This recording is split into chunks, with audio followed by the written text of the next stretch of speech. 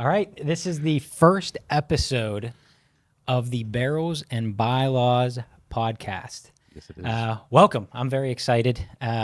We are your hosts. Oh, we're wearing multiple hats today, but we are your hosts, Matthew Bolowitz. I'm joined with Rocco Cozza, and also our special guest just so happens to be, Rocco Cozza. Yes, apparently I'm the first guest. Absolutely. Start with none other than Rocco Cozza. So a little bit of the backstory of this podcast, what we're trying to do here. Really, we want to bring on business owners and entrepreneurs, and we want to start talking to them about their origin story. How did they get into the entrepreneurial world? It's quite the journey. If anyone out there is a business owner, you have a story worth telling. We need more of you in the world today, especially today. So sharing that story, even if we can convince one person to take a chance on themselves and to start a business, that's what we want to do. Absolutely. Now, we couple that with the second thing that we want to do on the podcast, which is diving into some of the biggest challenges that you faced as a business owner. Again, while we want everyone who's on the fence to jump in and be an entrepreneur themselves, it's not all rose-colored glasses. No. It is a windy road, an up and down journey. I mean, we're in Pittsburgh, Pennsylvania right now, so we have a lot of potholes, so we can throw that into the mix as well. Yes.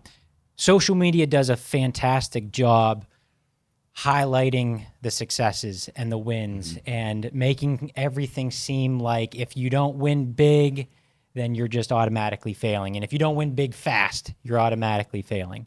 Yeah. That's not the goal here. We're trying to highlight what are some of those challenges to let everyone know that you're not alone. And then after a few episodes, we can always reconvene and start diving into the boring legal side of things. But really what we're trying to focus on here is let's put the legal hats aside. Let's just talk about the entrepreneurial and the business owner's journey. I think that's where we want to go with this. Yeah, absolutely. And we'll be enjoying bourbon along the way. Well, that's where we can...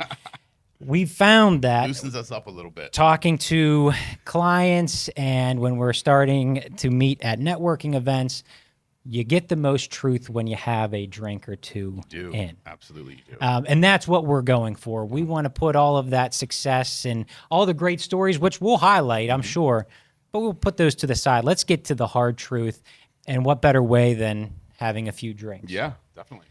So that's where the barrels of the Barrel and Bylaws comes in. That's we'll start out. It might be bourbon. It might be wine. Could be wine. Hey, whiskey, exactly. Anything that comes in a barrel, right? That's right.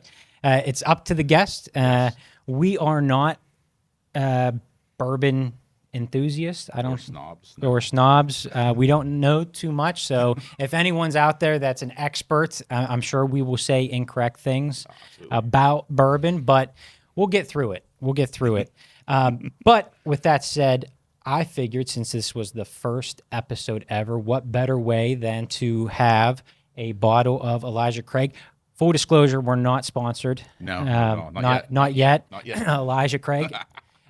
You are the first bourbon highlighted, and I did that for a particular reason. Elijah Craig, Americans, I think, love a good story. Elijah Craig has been crowned the father of bourbon. So for the folks out there who don't know too much about bourbon, welcome. You're amongst company. Yeah, both of us. But we are a little bit of history buffs, so we found out that the title of the father of bourbon has been given to Elijah Craig. There's some dispute out there with all of the experts. But the story goes that Elijah Craig, who moved down to Kentucky in the late 1700s, there was a fire right behind his mill, the barn. In that fire, barrels were either burned or scorched, and Elijah, being the frugal individual that he was at the time, he said, "Don't throw those barrels away. Let's just throw in some corn whiskey and see how it goes." And next thing you know, after they pour the whiskey out, it had a nice brown look to it, and the flavor and the taste was changed immensely. Interesting. And here we are, the father of bourbon. So that was in 1789. Wow. So- I didn't realize that. That's interesting. Yeah, so a little bit. I'm typically we won't spend this much time on the bourbon aspect of the podcast, but again, it's we're history buffs. Yeah. So That's interesting. 1789 started. I didn't realize that. Yeah. Just by a fire in a barn. that's the story. That's the story, and no, Hey, I there are like some it. disputes, but we're going to go with that. Yeah. Well, I like it. That's the story. We're sticking to it. But it is interesting. I mean, Yeah. you have a lot of families and a lot of well-known families moving down to Kentucky in the late 1700s. Some that you would recognize, Elijah Craig being one of them. You have an individual by the name of Basil Hayden, if you know. He brought reportedly about 25 families down to Kentucky with him. You have Jacob Beam, who is a Okay. part of the Basil Hayden family. Again, we can talk about this at a different time. But then you have folks like Robert Samuel as well, who made Maker's Mark. So you have very notable bourbon brands all moving down to Kentucky at the same time, Wow. or around the same time. So Hence the dispute as to the father of bourbon. there's a lot of get people it. who want I the get it. claim, but we're going to give it to Elijah Craig for now. Yes. So Yes. Two guys in Pittsburgh have just disputed and made that is who the father of bourbon is. done. So great. I think that was Leop. Did I miss anything? No, I think that's the whole point of the podcast. It's really truly is about just highlighting the journey, because it's like you said, social media is a great way of showing people the highlight reel, and those are few and far. The highlights are few and far between. I mean, they really are. There's the downs are a lot more. There's a lot more downs than ups, but that's what makes the up so good. Yeah, I like that. It's the highlight reel. It is. It really is. Yeah. Well, let's start there. So Rocco Cozza is the founder of, it would be shocking, the Cozza Law Group. Yes. But that's not certainly where the story starts. So why don't you give everybody just a brief timeline of your upbringing, and we can jump right into the entrepreneurial path, but give us a little background. Yeah, I grew up about 45, 50 minutes from here in Newcastle, PA. Very small, low middle class town. I always, when I was a kid, I wanted to be an entrepreneur. Like, I would sell baseball cards. I always was like doing some sort of business, selling lemonade, always trying to make money. And I was, played sports. I was a smart kid. Ended up going to college at Washington and Jefferson College in Washington, PA. They were known for their pre-law program. I went there pre-law, but ended up being a psychology major. Because I loved psychology. I loved the thought process and analyzing it. I actually, when I got through college, I let fate decide my path. I said, because I wanted to be a child psychologist at that point in time. So I took my GREs and said, if I get into this PhD program, I'm meant to be a psychologist. If I don't, I'm meant to go to law school. Ended up applying. I got waitlisted, took a year off, worked as a personal trainer for a year, which was actually probably one of the best things I could have done, because it taught me sales. Yeah. It taught me how to sell to people, how to talk to people, all walks of life, all ages, demographics, and just how to sell to people, how to connect with people. And then took the LSATs, took that year off, went to law school at Duquesne, came out of law school, worked in big law for about a year and a half at an employment law firm. Then I went in-house, and I was general counsel for an IT company for 14 years. But I had the entrepreneur bug my whole career. Like, I got into real estate, got into a bunch of other different businesses, and then it was 2018. The company I was working for, we were going through a deal. They kept getting rid of all the good people. I felt like I was on the sinking ship, and I just said, I can't do it anymore. I came home one day and said I was resigning. New CFO came to town. We were getting acquired at the time by a Chinese company. So I was like in the middle of due diligence, and new CFO came to town, scheduled an all-day meeting with me. First 20 minutes I resigned. It was just like, huh. And they had no succession plan for me, because I was, the general counsel in the U.S. And there was lawyers in other countries, but none in the U.S. I had support staff, but I was the sole lawyer in the U.S. Gave him 4 weeks notice, and it was one of those moments where I thought it was going to be like a really cool moment. I was just like, huh, I just did that. I was like, oh shit. And I walked back to my office. I remember telling my assistant at the time, Ashley, and she was upset, and then kind of played out the last 4 weeks. Done, went on vacation. And then I got back from vacation. I was like, oh shit. Like, what did I do? Like, I went from, making good money, benefits, to I don't have any money coming. I got to figure it out. There's a lot to unpack there. Yeah, there is. That's where we got to the Yeah, there is. There's a lot of there's a lot of turning points there. Mhm. So I want to rewind for just a second Okay. about why were you even considering law school in the first place? I know that's not an entrepreneurial immediate step, Sure. but the fact that you were weighing two very different careers, why was law school even in question? And for a lot of people listening, typically, myself not included in here, typically a lot of times when you go to law school, you have someone in the family that was a lawyer. Yeah. That wasn't my No, family, but that's what you saw a lot. So why was law even on your radar? So when I was a kid, I was I was in the gifted program, so I did a lot of the logic games and competitions. So I liked the problem solving of the law. So I liked to be able to think through problems and analyze things. And I always said, like, I didn't know what being a lawyer was. I just thought lawyers argued. I'm like, I'm good at arguing. I'm good at talking my way out of shit. Like, I think I like law school. So I went to W&J going in pre-law. Wow. And then I ended up falling in love with psychology. I took psychology class. I'm like, like it was, they really go hand in hand because you think differently as a lawyer and a psychologist. You learn how to analyze problems, and really that there's no right or wrong. It's always, it depends. So that's kind of how I fell into it. And I just fell in love with psychology, and I just said, I'm going to let fate decide. But that's I really went in because I just love the art of argument and problem solving. That's incredible. The fact that even that you had a very strong indication of what you wanted to do going into college Yeah. is incredible because, again, I was not one of those. I mean, it took me several years of college to say, I think this is the path that I want to go. So you knew already going in, potentially, what you wanted to do. Yeah, and I also looked at the law as being a means to an end. Like I knew inside that I always wanted to own a business. I didn't know what that was because I had that entrepreneur bug from as a kid. Like no one in my family went to college. Like it was, grew up very low middle class. So I wanted to get out of Newcastle. That was kind of my sole goal. Like how do I do that? And I said, okay, I'm smart. So okay, I was blessed with intelligence. Let me figure out what can I do to get me out of here. I always looked at lawyer. I said I can always hang a shingle. So that's how I looked at it. I said, I can go work at a firm, but I knew if the shit hit the fan, I always had a license to make money. That's kind of how I looked at the law. I mean, we talk about how entrepreneurs are wired different. This is a perfect example of that because you figure the complete other option available is when you're talking about you're trying to get out of a particular location, you're trying to work your way out.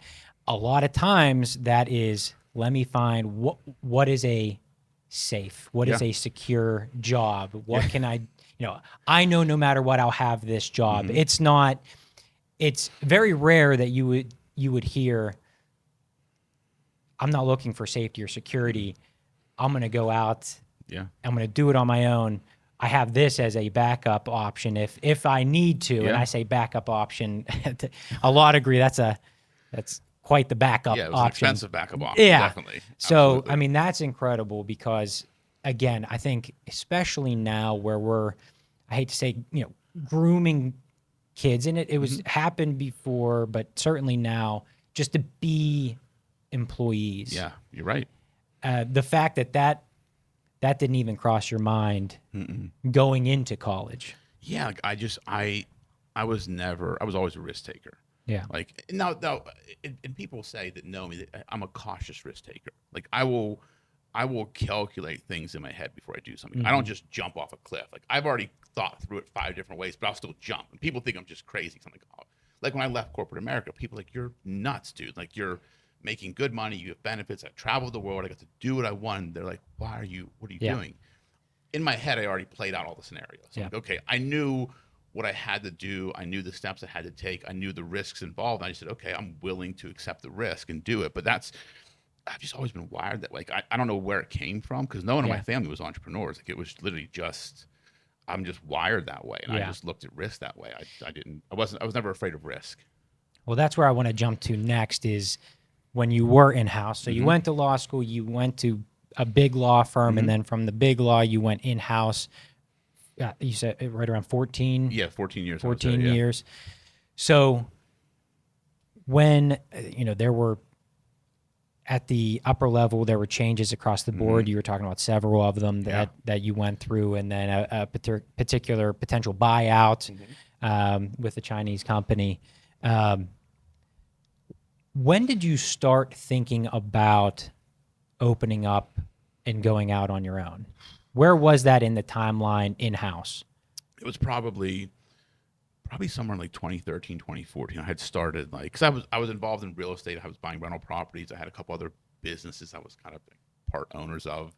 And I had friends that were just asking me to help them with legal stuff. Like, hey, look at this lease for me, set up this LLC. So I was kind of doing a little bit here and there.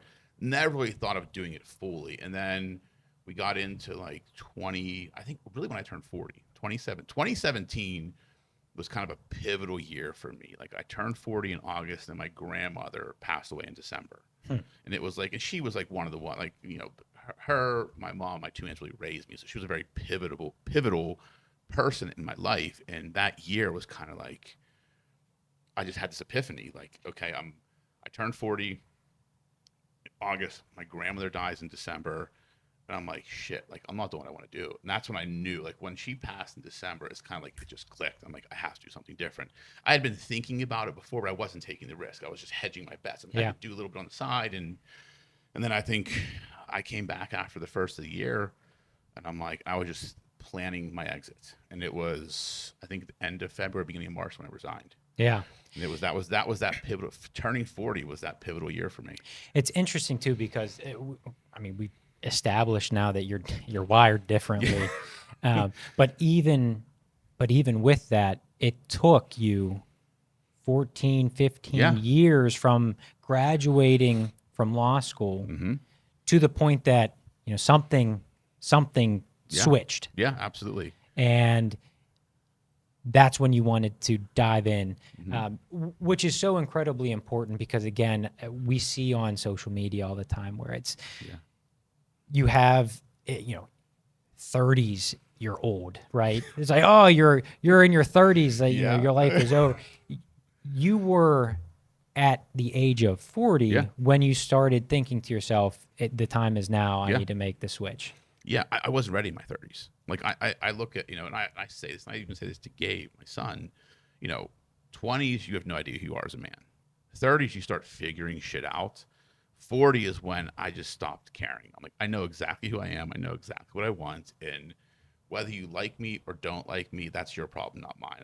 And something switched for me. It was just, I felt like I'd got to that point in my life where I built enough skills and I was confident enough in my ability to solve problems where I was ready to take the jump because I knew that I'd figure it out on the way down. Yeah. And that was just, it was something that year. It was like, again, I think when you turn 40, it kind of messes with your head a little bit.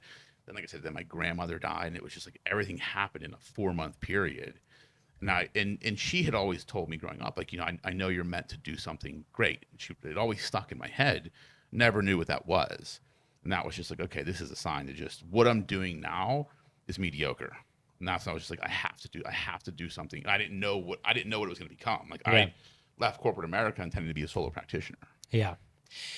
What I love too is that you were already working somewhat on the side, and it took a significant event in your life, like a passing, that you knew that you can't do both. You got to pick a lane, and it's either you're going to stay in this particular lane, which would mean this business owner and entrepreneurial route wasn't really ever going to happen, or the safety net has to come off. Yeah, that's exactly right. And I have to make the jump and figure it out on my way down. That's exactly what it was. And it was, I gave myself a little bit of safety net when I left, but it wasn't that big. It was just like, because I left, I had, Gabe was going to college in a couple of years. I had 2 young daughters. My wife, she didn't really make much money at that time. So it was all on me. Like I was a primary breadwinner. And I'm like, I'm just going to jump and not make any money every month until I figure out how to make money. Yeah. So it was definitely a scary time. I love one aspect that you brought up too, because I felt it as well leaving corporate America. The moment when you actually left, like you thought that it was going to be this build up moment. Yeah. And and it just ended up being this anticlimactic. That's exactly what it was. like, shit, what am I going to do Yeah. now? I still remember walking out of that conference room, like walking back, thinking, I went into that conference room thinking, like, yeah, like, F this, like, I'm going to come out of there like a movie scene, like, arms up, Yeah. like, victory. I walked out of there and it was just like, I told him, he's like, okay. He's like, I have to make some phone calls. And I said, okay. And I just walked out and I just remember walking back to my office and, like, sat down at my desk. Ashley came in. I talked to her and it was just, huh. Okay. Got 4 weeks to give them, that was all I had to give them. And then luckily we had a family vacation planned at the end of that 4 weeks. So we went on a family cruise, which family cruises are crazy. Like, one, I don't like cruises. Two, I love my family to death, but putting us all on a boat together, I was ready to swim home at one point in time. Then I come back and it's like, okay, I've got to figure this shit out. Yeah. And that's when reality set in. And it was just, there were many sleepless nights. Many, many sleepless nights. Well, that's one thing I want to talk about too, because it doesn't just weigh on the individual who's making the decision. Yeah. It weighs on the entire family. Mm-hmm. And when you make that jump, what was it like leading up to that moment when you said safety net's coming off? I want to try this. I want to take a chance. Yeah. What was that like with you and your wife and your family?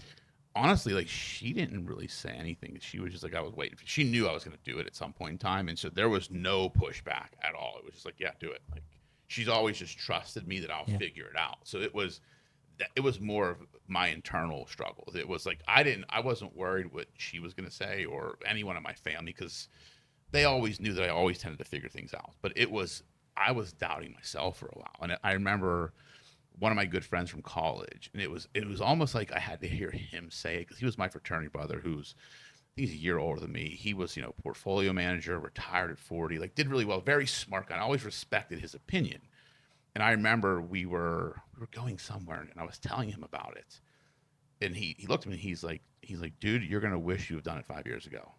And it's like, I had to hear him say it, because I knew that he knew that I could do it.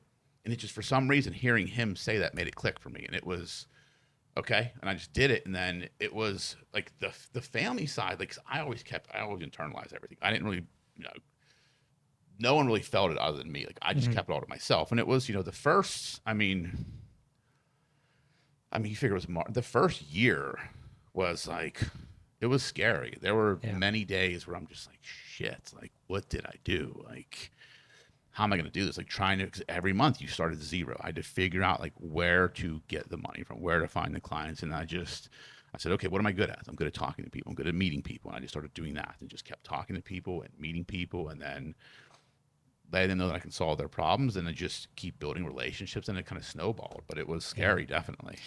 Yeah. The last piece, and then we'll move forward, is it's amazing how powerful the words of encouragement are from not just family, but friends, acquaintances, just business partners, or just anyone that you really know in your inner circle, where a lot of times we don't reach out to see if we can get their thoughts, get their opinions, get their support. We kind of, like you were saying, you internalize a lot, because you're trying to weigh a lot of the decisions, and you don't want to burden anyone else. But the thought of your college friend giving you kind of that final nail, to say, yeah, what are you doing? You're going to regret not doing this 5 years ago. Yep. You got this. That's exactly what it was. And I still remember where we were. We were in a car. We were going, because we were involved in some other, like, company that talks to schools. We were out, I think it was at Penn Hills High School. We were in the parking lot. I remember telling him I was contemplating the move, and he's like, dude, I've known you. He's like, you're going to wish you did it 5 years ago. And that's all the conversation was. And I just went home, and it solidified it for me. Yeah. Then I had to do my own internalizing and my own thinking through it. And it was, and again, like, I'm the type of person, I don't burden people with my shit. I tend to sometimes internalize things too much. But that was it. Those words of encouragement were really that last thing I needed to kind of push me over the edge. And then from there, it's like, oh, I'm just going to do it and figure it out. I love it. So now you start Cozza Law Group, and you're off and running. Sleepless nights. You have at the beginning of every month, starting at 0. Why don't you give everybody who is Cozza Law? What do they do? Yeah. Kind of what are their core values? Give the selfless plug here. Well, honestly, the firm has taken on a life that I could have never solved when I started this. It's, we are a business law firm, so we do anything from transactional work to commercial litigation, estate planning, entertainment law. We're not a business to consumer law firm. Like, we really work with business owners and entrepreneurs. That's our sweet spot, right? Kind of what we are. That's who we work with, and we've just I started the firm, like I said, intending to be a solo practitioner because I just saw a different way of doing it. I worked at a big firm.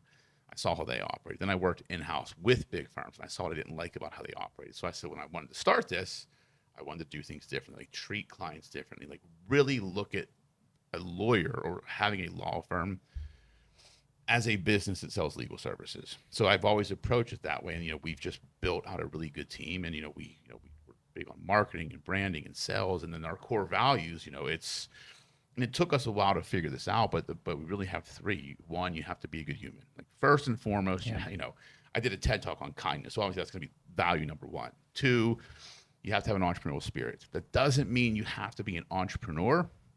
That means you have to look at the world differently, solve problems differently, like not be afraid to go outside the lines and think outside the box. And then 3, you have to be willing to get dirty, meaning you're not above or below anything. Yep. That's why I always say, look, if I'm in the kitchen washing the dishes, you should be willing to do it too. And that's how I've just always operated. So I think finding people that fit those values, like, I think, we're building an amazing firm. We have such a great team, and I love coming here every day, and we're just getting started. Like, that's what I feel like. I've been doing this for 5 years now, but I feel like we're like in month 1. Yeah. That's how I feel. Obviously, I'm biased. I joined the Yes. firm shortly after you formed. So in 2020, First full-time hire. Yeah. So I joined in 2020, and it definitely has been just an amazing journey. I'm a sentimental person as it is. So it was probably less than a year in. I started talking about, man, imagine 25 years from now, thinking back to this conference room table that we're talking at right now, and we weren't at this location. That had the thing that was falling off the wall when you came in. My first day of work, the shelves were falling off on top of me. So figure out it was your first test. It's like, let's see how he solves problems. Like, we're gonna true. let this hang and see if he fixes it. And you did. You passed. Now you're still here. Oh yeah, but I wouldn't trade anything for the world, because that's the stuff. Like I said, we'll look back on, and it's amazing. It's been a wild ride. It really has. One thing that I do want to mention too, you brought it up very briefly, but I don't want to gloss over it. If anyone they hear you talking about the firm and who we are, what we're trying to do, how we're trying to change the legal industry, because let's face it, attorneys have a horrific reputation, and most of the time it's deserved. Yeah, absolutely. So you talked about the TED Talk that you did. Yeah. Why don't you just briefly talk about that for a second? Because again, it's important. Yeah, that was probably the coolest experience of my life. It was the talk was called the Unbillable Hour, like why kindness matters most in business, and it really came from, prior to leaving corporate America, I was talking at high schools. Like, I had this friends, this woman, these couple people that they brought in entrepreneurs to talk to schools, and I remember talking at one of the schools, and they were asking me, like, what's the one key to success? And I said kindness, and it was a deer in the headlights moment. Like, these kids, like what does that mean? Like, they were thinking it was going to be like something else, and I was like, oh, like, this is kind of an issue. And then I started thinking about it more, and then did this, and I said this in my TED Talk. I went to this it was a women leaders in the law for the Allegheny County Bar Association. I was kind of like helping coach this group, and all of the women in that room said they were all amazing lawyers, like amazing lawyers. They said they all got rated poorly because they were too nice or too kind. Like, they got poor ratings on their performance reviews. So I'm like, this is a problem. So that's when I started digging into like what kindness is and like how it impacts businesses. And I crafted this talk, and I applied to do these TED Talks, and I actually got accepted to a couple, and I did the one in Canada, and it was the hardest thing I've ever done. Like, literally, I can get up and talk for 60 minutes off the cuff, no problem. You have 12 minutes to get out your message. every word, every movement matters. But it was truly like, what I loved about it the most is afterwards, because they only sell, I think, 100 or 110 tickets. So it's a very limited audience. More than half of the people were waiting in line to talk to me afterwards, just to Wow. tell me they wish more people talked about what I was talking about, because they believe it, but no one says it. And Wow. that was just it was a powerful moment to me. And that's, it's, and what I meant by the whole talk was just doing things for people without expecting anything in return. Like, that's how I was raised. Like, that's how I was brought up. Like, I'm always going to help somebody. I don't need anything in return. I believe the universe has a way of working itself out. And it was a very cool experience. I was How very long fortunate ago to was do it. that? That was I thought it January of was like, 2019. I was That's when it about to say, I felt like it was a year, maybe a little over a year from Yeah. when I joined the firm. Yeah, it was January, because I did Yeah. another talk in New York that, I think, March. That's when I met Mike, and then I did another one in California. I think that April or May, kind Yeah. of the same topic. But yeah, it was such a cool experience. Yeah, if anybody is interested, definitely look that up. The unbillable hour, Yeah. right? Yeah, Yeah, it the was cool. unbillable hour. Drove home in a blizzard from Canada afterwards, which, like, the next day driving home, it was literally a blizzard, and just watching the people in Canada drive, I'm like, man, I'm in an SUV, like, driving very cautiously, 10 and 2. You just see these, like, little Honda Civics buzzing by me on the highway. I'm like, you people are crazy. Like, it was wild, but it was definitely a cool experience. I loved it. Oh man, they're prepared for that. They definitely are prepared. I was not prepared. Well, let's shift gears. Let's dive in. Now that you have your firm, you made the jump. Yeah. We went from, and this is something that, being a part of the firm, I Yeah. know, you're now into the double digits of employees here, Yeah. which is, again, incredible, Yeah, and an it's wild. incredible journey. Let's start talking about challenges. And Okay. I try to give you enough lead time. Yeah. Before the show, we were able to have a drink Yeah. and talk a little bit about what we're going to dive into here. Do you have a particular challenge or giant hurdle that has been maybe one of the biggest moments during your entrepreneurial journey, Yeah.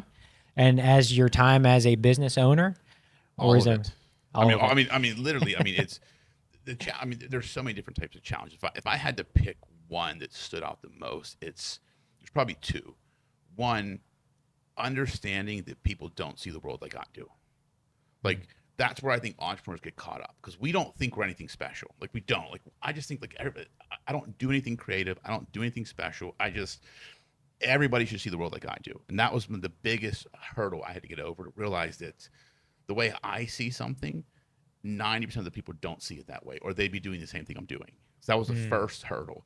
Second one is just understanding people. When you have, when you go from 2 people, there's 2 ways of communicating. You add 10 people, there's 100 and some ways to communicate. You have to understand how to communicate certain things to certain people so it lands with them. That's definitely, and not because anything bad. It's a challenge, because how I talk to one person to get information to them is completely different than how I have to convey it to someone else. And I've got to be good in the moment to know when to switch and how to recognize if this information is landing with that person. Yeah. Those have been the challenges. And I mean, there's a million other ones, but those were the 2 biggest ones that stick out, that have caused me the most strife, I would say. Yeah, I think the second piece, because I want to dive in how you're dealing with those challenges. I think, again, being a part of the process, one thing that has been incredibly helpful is here at the law firm, we have every new hire complete essentially a personality test. And that has been extremely helpful for the reason of communication. Absolutely right. Yes. So I don't want to answer my own question. No. So how has that helped through that process? And then obviously, personality tests aside, have you utilized any other method to help kind of overcome these challenges? So the personality test, which it's the IMX profile, and it kind of has a combination of, it's like the DISC profile and like an attributes index. I think is kind of the 2 pieces to it. That's been extremely helpful, because looking back, it is dead on accurate. When I saw it done on myself, I'm like, that is exactly who I am. Exactly why I do the things I do, and exactly how I think. And then I started seeing it with other people. it just gives me insight into the person. Like, what matters to them? Like, Yeah. are they political? Are they economically driven? Are they altruistically driven? So I kind of know how to navigate those people, right? And not in a nefarious way. It's just you understand the person, but really what has helped me the most is just observing. Like, I've always been a student of people. Like, I just watch and just listen and observe. And I think That's your psychology major. it really is. Like, if I look back at it, like, that's probably helped me the most as a business owner, because you learn the art of observing without saying or interjecting. Like, I can just watch people in a room, not have to say anything or do anything, but kind of know what's going on. Like, their mood, the way they're sitting, the way they're talking, the words they're using. I can kind of sense people. I've built pretty good intuition over time. But that's really slowing myself down to observe, because I'm a person that runs very hot, and I'm always like going a million miles an hour. But I've learned to actually, when I'm trying to understand people, slow myself down, think through things a little bit more, become more pensive in what I'm doing, and just watch and don't react. Like, don't react to something. Because that's when I was younger. I was like, fuck this. I'd just get mad and react. Yeah. Now it's like, okay, let me try and understand the landscape. Maybe there's something else going on behind the scenes that's causing a person to act this way here, but it has nothing to do with here. It has something to do with over here. You got to be able to observe and slow down to watch that. Yeah, you've had to help me through a couple situations where I certainly wanted to react. I mean, we help each other with that. That's what we're here for, man. So, but going back to your first challenge too, I mean, that's 100%. We've had conversations about the issues of people don't think like you do. Yeah. It's, you're one of few. I mean, all business owners are one of few. Yeah. And I mean, we've sat through situations where, talking through how important it is to hire and how valuable it is when you hire someone, they treat the business like their own. Yeah. And that is so incredibly hard to find, because you've run into situations where you have employees and we have clients now that business owners are crushed because they are providing and doing so much for their employees, and one change of the wind occurs, and how quickly the business owner who gave an arm and a leg realizes that individual then is just gone. Yeah. And there's no callbacks. There's no, hey, how's everything going? Right. It's this, wow, like that. Yeah. Just come and gone. That's the And then hardest not thing. to say that's where you're going with that point or that challenge, but that's when you brought up that issue. Yeah. That's where my mind went as well. That's definitely one of the biggest challenges, I think, because again, I tend to believe, and this is just my own self-observation, I tend to be a servant leader. Like, I always want to take everybody else first. Like, I've been that way my whole life. Like, I want to make sure the people that are within my charge are taken care of first. And I've come to realize that not everybody's going to care like I do. And that's okay. Like, before, it would frustrate me when I was younger, or even when we first started. It's like, that's okay. They're not supposed to care like I do. Eventually, they have to care about what they care about. And it's my job to know what they care about and give them the pathway to achieve what they care about. And then if you create the right environment and you treat people the right way, look, people will leave an organization. And I've said this from when we first started. Like, I know people will leave. I don't want people to leave because they want to leave. I want them to leave out of necessity. Better opportunity, like more money, like something changed in their life, but not because they hated coming here. Yeah. Like, that's because then I know I'm doing something wrong. If people leave here because they don't like the environment, that's on me, and I've got to fix that. And I don't ever want that to be the case. Yeah.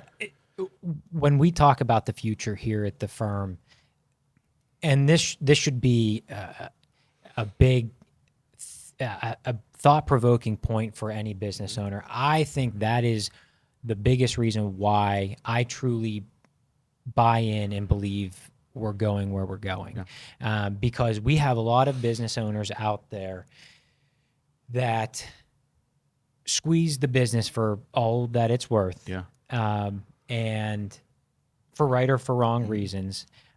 But it stifles growth. Yeah, absolutely. And it has been unwavering here that I like what you said. You're a servant leader. You have done nothing but to prop everyone else up here, and everything. I mean, it's just been reinvestment after reinvestment to go from the two of us sitting at a conference room table to now, over 10 people now, and continuing to grow. We have large goals here. Absolutely. And it starts with the business owner, it starts with the entrepreneur. I truly believe that's where we're headed, and I don't think anything's going to get in our way other than ourselves. No, and to me, it's like I've said before, like it has nothing to do with money anymore. It's about the legacy. Like I'd rather take every dollar and reinvest it to create something that'll live on past the two of us. I'm going to be 47 this year. When I'm 97 years old, God willing, I'm still here. You're still going to be drafting contracts and negotiating. Hopefully not that point. Maybe I'll just be hanging out. So I was like, I'm just going to hang here for a little bit, come to the birthday lunches and shit. But I hope that at that point in time, people can look back and say they created something really cool, like something different. Like that's what, because to me, I don't care. It's not about money or that success. It's about building something bigger than myself. Like that's how I've always looked at it. And I've said this on other podcasts. Like the best moment for me is when I see my kids put on a shirt that has the logo on it, and just seeing that they're proud to know that, we built this and they're part of it and it's their name. And that to me is what I'm really trying to do. And I think there's going to be bumps along the way. I mean, there's been a ton of, this year has been a dumpster fire. I mean, it's been the most challenging year. But I think you have to go through years like this because it forges you stronger. It makes the entrepreneur and the people in charge stronger, because if everything was easy, it wouldn't be worth doing. Yeah. Like, truly it wouldn't. I mean, that's the perfect ending right there. That is, because I do want, as we end every episode, to really talk about, words of encouragement. If just like your fraternity brother gave to you, what's a piece or a word of encouragement for those on the fence? I know there's a ton out there. I know there's clients. We deal with small business owners every day and startups every day. What can you say to them if they're on the fence right now about making that ginormous leap? Yeah. There's a lot of things I could say, but if I had to sum it up, just take the jump. It'll be harder than you've ever imagined it'll be. But if you just keep going, it'll be worth it more than you can imagine. Because it was the hardest thing I've ever done. Like not knowing where the next client's coming from. Like when you go from corporate America where you're making multiple six figures to then waking up on April 1st, I don't have a paycheck. Like what am I going to do? Like I put money aside. But it's like, oh shit, like what do you do? But I just knew that if I just kept going and there were moments where I wanted to quit. Like there were plenty of times but things kept happening that kept me on that path. And I've talked to other business owners. It's going to be hard, but if you just keep going, you will eventually be successful, because most people quit right before they succeed. Yeah. And that's why business owners that succeed are few and far between, because it takes a level of grit and resilience that most people aren't wired to have. I love it. Well, it's a good one. Thank you very much for being the co-host and special guest of the day, and the guinea pig. It's been an absolute pleasure. Again, we're going to be trying to do this much more often now. We have a ton of guests already lined up.